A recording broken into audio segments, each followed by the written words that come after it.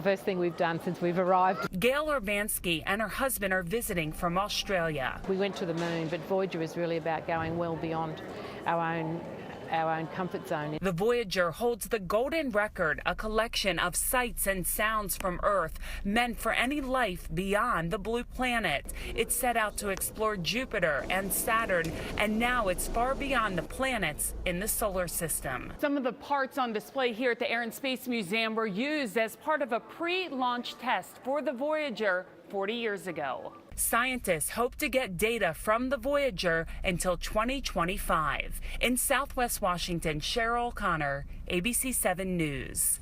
Here on Earth, we're looking for different kinds of stars. As you've probably heard, American Idol is coming to ABC 7.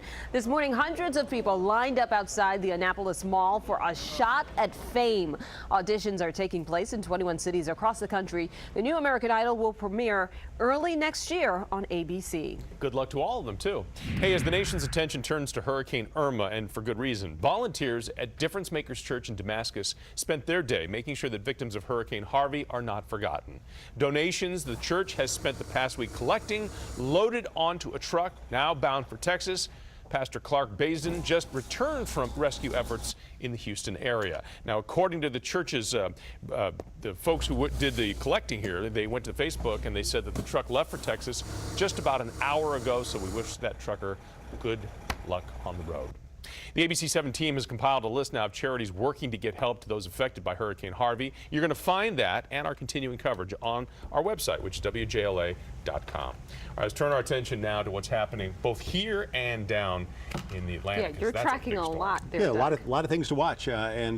First off, a little good news locally is the severe thunderstorm warnings are gone. There's still some heavy storms. Let's get to it and tell you about temperatures, because this will give you a clue of where the front is right now, and it's moving quickly from west to east. So look at the numbers. It's 66 in Hagerstown and Martinsburg, 64 in Winchester, 70s now in the Washington area, but still 85 in Annapolis, and we've been in the 80s most of the day. So as the front comes through and the clouds and the little change of wind direction more to the north, temperatures will fall, but we're still dealing with some areas of storms and potential storms. So these areas in pink still under a severe thunderstorm watch until 9 o'clock. The actual storms right now, none of them severe, just kind of garden variety heavy thunderstorms in the area near Gaithersburg, and that stretches westward across Potomac River into Loudoun County. They're continuing to move to the east. Still a fair amount of lightning and heavy rain, and a little farther south, we've got some areas we're watching as well. We'll kind of go even north into Eldersburg, into areas of Carroll County, Maryland, and off the east of town, Laurel, those areas in northern Prince George's County. Still some showers and storms. So fingers crossed, nothing more severe, and these storms will make their way off to the east, and that will be that. Tomorrow, kind of an unsettled day here, but cool and cloudy with a few showers. Now, the latest on Irma. Top sustained winds 185 miles per hour with gusts to 225 miles per hour. I've never seen anything like that.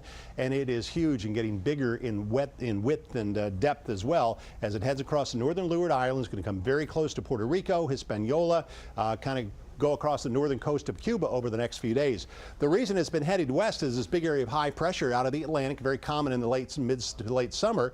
And what we expect and have expected is the storm to weaken a tiny bit, but still to a high end 4 by the weekend at the time this cold front makes farther south. And the trough of low pressure that the cold front resides in is going to have a tendency to turn the storm to the north. Now, there are no indications that it's going to make a U-turn back out in the ocean. Instead, at some point, it's going to turn north and then move through Florida. What's not certain is whether it's going to come into Florida, just west of Florida, just east of Florida, somewhere in that general area. An example of that uncertainty is the two main models we follow, the American model, the GFS, and the European model. They're pretty much together till they hit the weekend, and then we see the center of the GFS just southeast of West Palm Beach, and then over the Florida Straits for the Euro. And the truth is that the Hurricane Center says 4 to 5 days out, they average a 200-mile error in placement. So anything is possible, but certainly South Florida has to be ready for some big changes here weather-wise coming up for the weekend. So here's the official track now. Still Category 4 as we get through the day. Sunday, no idea if we'll have any effect here. If there are any, it's possible. It won't be until Tuesday.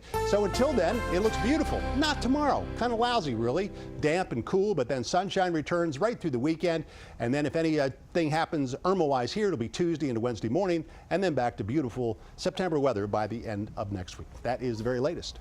All right, Doug, thanks very much. All right, Erin's here. What's shaking in the sports world? Well, quite a bit when it comes to the Redskins. They have talked safety Sua Cravens out of retiring for now, but if he does decide to play again, will his teammates want him back? What Coach Jay Gruden said today when we come back. PenFed's got great